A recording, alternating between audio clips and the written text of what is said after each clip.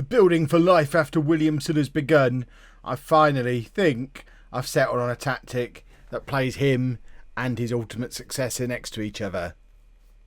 I wonder how long this will last.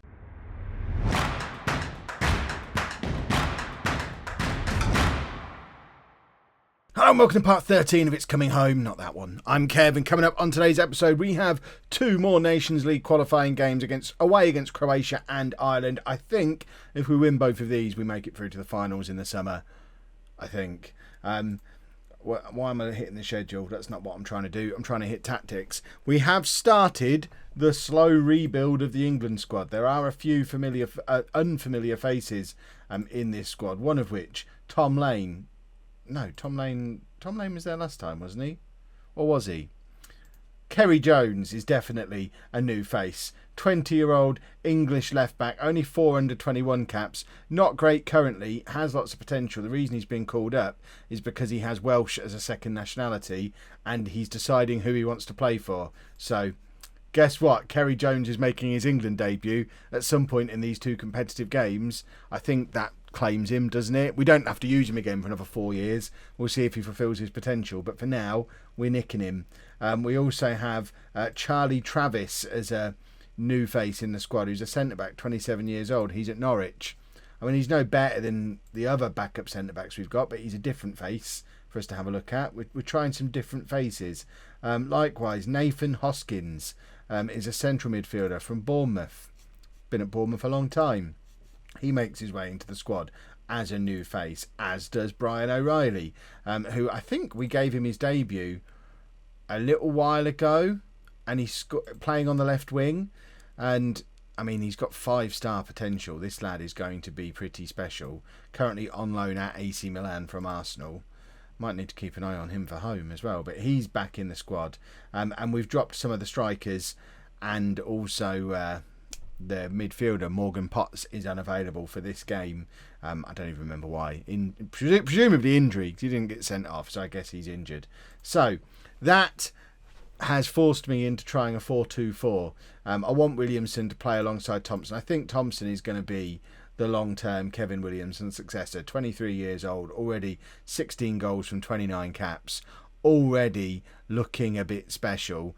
He's almost up there with Thor and Mira. He's almost up at Kevin Williamson levels already, and he's scoring goals for fun in the Premier League this season. So he needs to be playing, but it's not time for Williamson to retire yet. Interestingly, he is changing as a player as he's getting older. He's now approaching his 34th birthday, and his strongest duty is now as a deep-lying forward on support, presumably as he's losing his pace. That feels like the perfect man to have alongside someone who's a natural advance forward.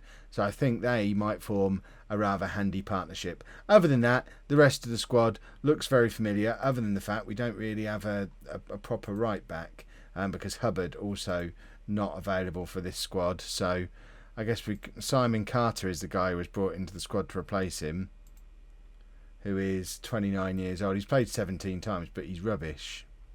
So I'm not desperate to play him, so we'll just play Hawks at right back, who apparently can play there. He can play either side, plays for Arsenal, played lots of games.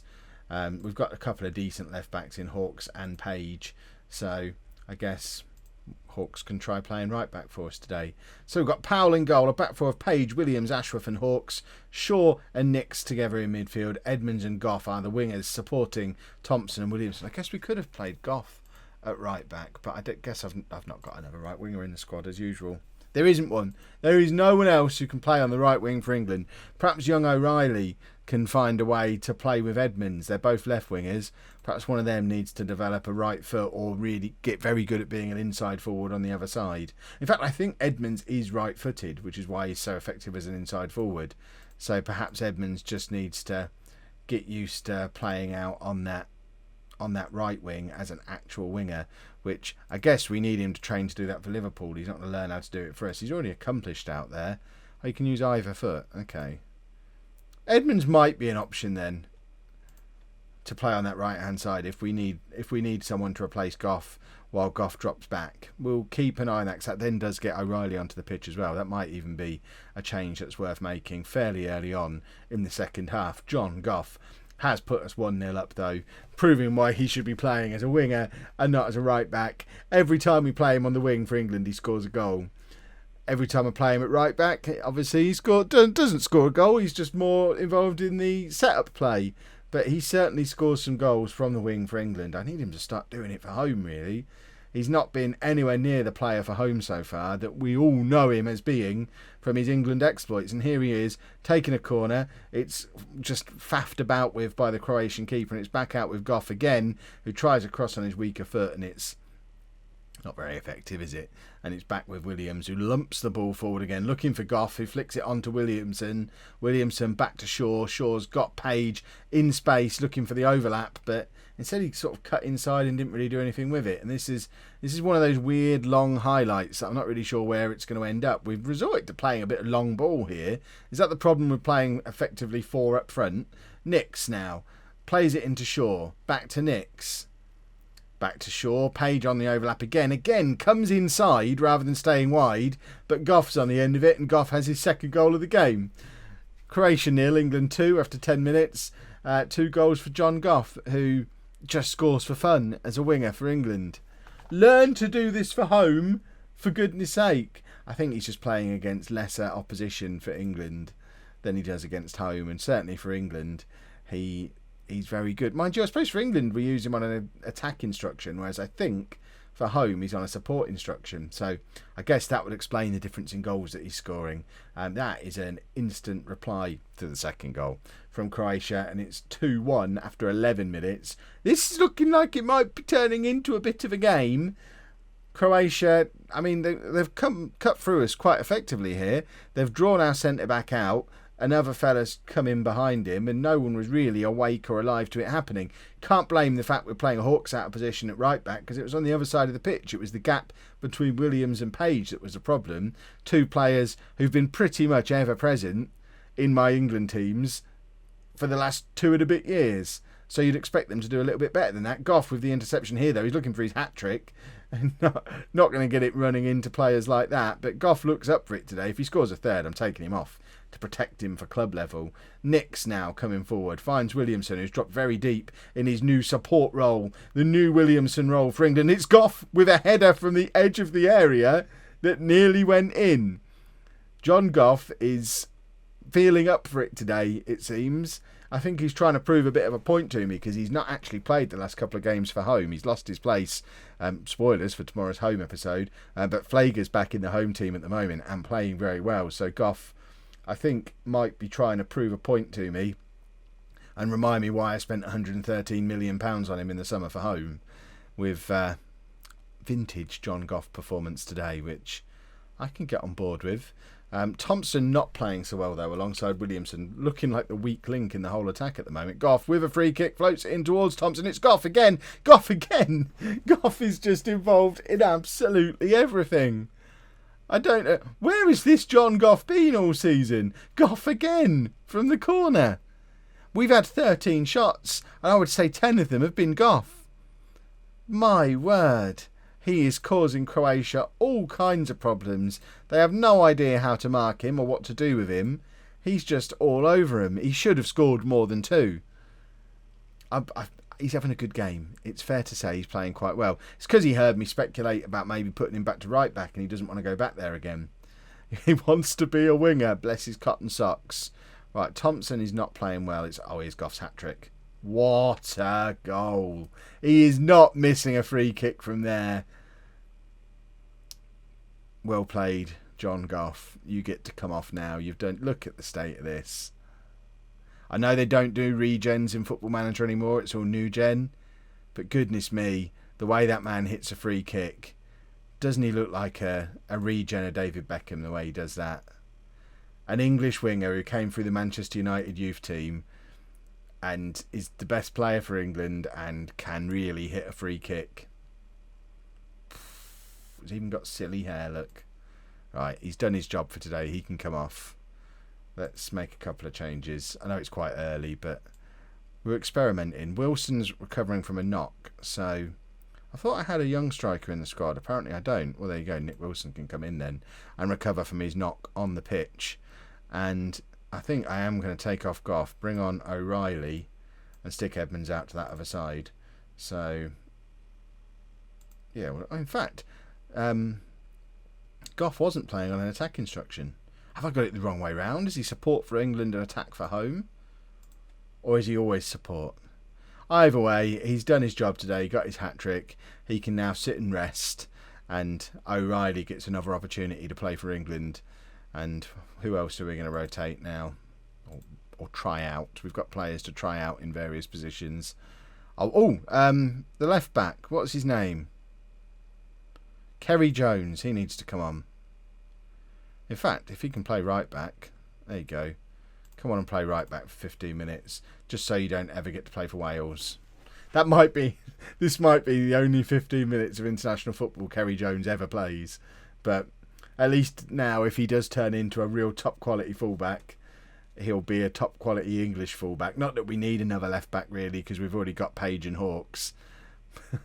I'm ruining this man's international career by stealing him age 20 when he's still playing in the Championship. But sometimes needs must. And I want any high potential player who could potentially play for England to commit to England. And by playing him, that's what we're doing with Kerry Jones. O'Reilly now, down the left-hand side. Let's have a little look what he can come up with. Plays it all the way back to Page, which was a bit weird. I would have expected Page to push on the overlap, really, and O'Reilly to come in field, as he is playing as the inside forward. Shaw, from range, grabs number 4. It's Croatia 1, England 4. We've got to play Ireland in the second game of this episode. Playing Ireland again. How many times have we played Ireland in this series now? It seems ridiculous. But we are looking very good for back-to-back appearances in the Nations League finals, where it would be nice to retain the trophy and become I guess we are double champions at the moment, but we want a team photo with all 3 trophies on after we win the Euros in 2 years' time. So we need to retain the Nations League so that we can have a team photo with the World Cup, the Euros and the Nations League trophy all in front of us, because that would be lovely. O'Reilly was trying to maintain his goal-a-game England career there after scoring on his debut. Misses a sitter in his second appearance in an England shirt, but he looks lively. He's going to be one for the future for sure. Nix plays it out to Edmonds with the chance to shoot. Edmonds probably should have done better from there. And I'm not going to complain too much because we've won 4-1 away from home against what I would assume is a decent Croatia side. I mean, they're in the top league of the top division of the Nations League qualifiers, so they can't be that bad. Although they're looking likely to get relegated this time round. But fingers crossed we can carry that form through into the Ireland game. Couple of changes for the Ireland game then. Firstly, O'Reilly comes in on the left wing. We need to have a proper look at this lad because it's rare to see a 21-year-old who's already 3-star current ability and has a proper 5-star potential. He could be an absolute world superstar. So let's get some games into him now and see if he's as good as he looks like he might end up being. We're also going with Wilson and Thompson up front, so Williamson drops down to the bench. If this is going to be a system that we use, then we want to see if these two can play together, because this is England's strike partnership for the next 5 years. Nick Wilson's 26, Stuart Thompson's 23. They're going to be playing, if this works, they'll be playing together at the next World Cup. So let's see if they're any good together now. And we've also moved Hawkes over to left back, and Carter comes in at right back. We looked at Carter before. He's not going to be the long-term answer, but he can play right back, which is more than you could say for Hawkes, who deserves a game over at left back. Now we've given Kerry Jones his one England cap. He can go back to playing in the Championship for Huddersfield. He's never played a Premier League game, but he has played for England. We've got Ollie Steer up front for Ireland. We saw him in the last episode coming off the bench. Looks like Ollie Steer is forcing his way into this Ireland team as a starting striker. There you go. We could qualify today. I would expect to qualify today. We should be good enough to beat Ireland once again. I looked at my manager statistics, my international career. I'm going to tempt fate here. I know I am. Even starting the sentence, they're going to score against us, and it's going to be Ollie Steer. Don't even say the rest of the sentence, Kev. Ollie Steer has just scored against us in international football. What I was trying to say, bearing in mind the amount of times we've played Ireland, at the time of winning the World Cup, my international career was played 28 games, won 26, and the only 2 defeats were against Brazil in that friendly and against Spain. I think it was against Spain in the Nations League qualifiers the previous year, but we ended up qualifying anyway. So all those times we've played Ireland, we've beaten them every single time. But now they've got their secret weapon, Ollie Steer, up front, and all of a sudden we find ourselves 1-0 down with qualification at risk, maybe? Probably not, because I don't know. It depends how Ireland have been doing against Croatia. Smith shoots from range, but it goes wide. Come on. We're going to have to change the system up. If this doesn't work, it's become a bit of a hallmark of this England reign. If it's not working, try something completely different. If we're still losing at half-time, you can guarantee we're not coming out for the second half with this system. And Kevin Williamson will end up on the pitch as well. O'Reilly, lovely pass, it was intercepted. Lovely thought trying to play Goff in on the opposite wing. Goff comes in field to pick the ball up now. Nix sprays it out to Carter. What's Carter got about him? Absolutely nothing. And now Ireland on the counter-attack down that right-hand side. And they're in here and they've scored a second goal. What is happening here? We've gone into this game too confident. Overconfidence has ruined me. Why is it Nix who's in there? Because Carter is so far forward. And then Hawks is caught out on that side, showing why Page is my starting left back normally. Demand more. This is utterly unacceptable. I'm tempted to change things around now. Williamson will be on. I think... I don't even know. We've not got Potts in the squad. We don't have an attacking midfielder, so we can't go to the 4-2-3-1. So I guess we switch to the 4-3-3, which seems like a more negative system. But if this one's not working, Kevin Williamson up front on his own is going to be more effective than these two together, as it stands at the moment. Wilson plays it to Goff. Goff's very far infield again, trying to get a shot away. It ends up falling to Nix. Finds Hawks. Hawks back into Nix again. Nix all the way back to Williams. We're looking for a goal, lads. Can we go forward, maybe? Give it to the kid, O'Reilly. Why are we not trying him out?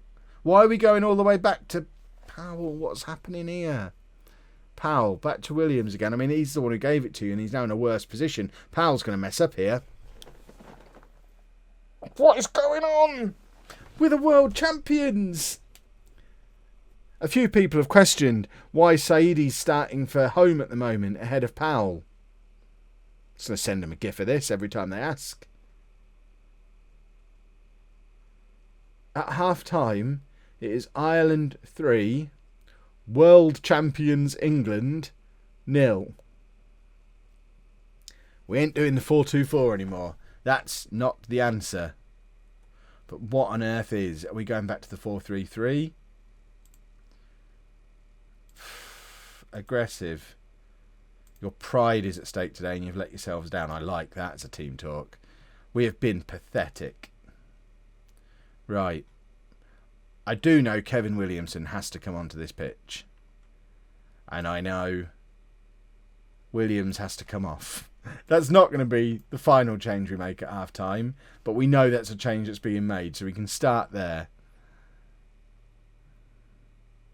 What do we do next? O'Reilly's not played well, so for him we probably need to bring on a centre back, which can be Paul Cook, who can go back there. This is how we're deciding the tactic we're using based on the personnel we want to move around, and I guess Carter for Goff, and Goff goes back there, and then we are going to the 4-3-3 kind of by default. And then Shaw, hopefully, is knocking around. Oh, it's saying Porter. Where is Shaw? Shaw's there. If this is saying Porter, we'll go with Porter. I'm not against going with Porter. In fact, Porter can sit in there doing what he does. Defend him. Means we can push Nix a little bit. I want to push one of these further forward. Don't want two playmakers in there. It goes against what everything Miles taught me. Right. Get in there. Get further forward. And then we'll play Williamson, support him between those two. And we're going to go attack him. And we've just made a triple substitution at half-time. Because I'm so angry with how awful we've been. I thought we were finished with this 4-3-3. And apparently we're not. It's just taken on a new look. John Goff getting a tackle in. See, he can play right back as well. What a player Goff is. Come on, England. This is silly. We probably should have taken Powell off as well. We need to make all the changes. Thompson and Wilson are lucky to still be on the pitch. It's just the fact that there were 3 players who played worse than them in that first half. Williamson has dropped into that little pocket there. I quite like this. It's almost turned into a diamond with Williamson dropping back. It's similar, if you remember right back to the start of Home, we did pretty much this with James Hayter at aged 40 playing in the middle of the front 3 with, I think it was with Harris and Powell either side of him, and Hayter would drop deep and almost make it into a diamond. We're going way back to the start of FM19 here, and it's worked. And it was a way to get an ageing James Hayter into the team for his experience and goals. Perhaps this is the answer. Kevin Williamson basically becomes an attacking midfielder, but does it as a striker, James Hayter style. Let's demand more. If we can salvage something from this game, it'll be one of the great England performances, right up there with the World Cup final. Imagine if we could win this game from the position we were in at half-time. Nix now plays it over the top. Wilson's in behind. He's got options ahead of him and chose to go it alone when he probably should have squared it to Thompson, who was in a lot of space. Goff now with the corner. Corner comes in, doesn't beat the first man. Goff played so well in the last game, but needs to hit his corners better than that. We've got 3 strikers and 2 big centre-backs all pushing forward for these corners. And we've conceded a 4th goal. What on earth is happening? What on earth is happening? Not only, I mean, we're being mugged as well. We've had more chances than them. Powell, if we had any other English goalkeepers, I'd be dropping him. Demand more. This is awful. It's like the reverse of what happened in that World Cup final. I've never seen this England team play this poorly. Even those 2 defeats we talked about before, they were 2 hard-fought defeats where we narrowly lost. This is the first time in 2.5 years as England manager that we've looked really, really poor. I don't understand why. It's not like it was hugely different. Nick Wilson chalks up another international goal, but I'm tempted to take it off him if it's part of a defeat in this manner. Demand more again. Just keep demanding more. Thompson now. Back to Goff. Goff floats it across. Williamson scores. It's 4-3 with 10 minutes to go. Kevin Williamson scores again. We might still salvage this, which would be nuts if we managed to do it. Imagine. What a crazy game of international football this is. Demand more. We want more. Hold on. We're going to do what I never do. We're going very attacking. We're going to push forward as soon as we can. Push forward. Come on, just grab a winner. An equaliser. Grab an equaliser. We've got 10 seconds. Score a goal. Williamson. Oh. Look at the state of this.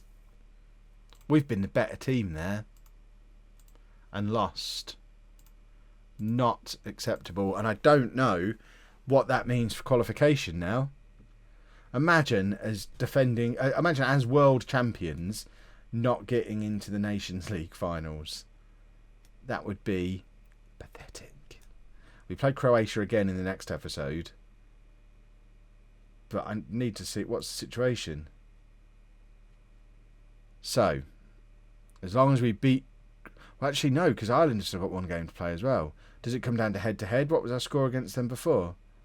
We beat Ireland 3-0, so we've got better head-to-head. We've got a better goal difference.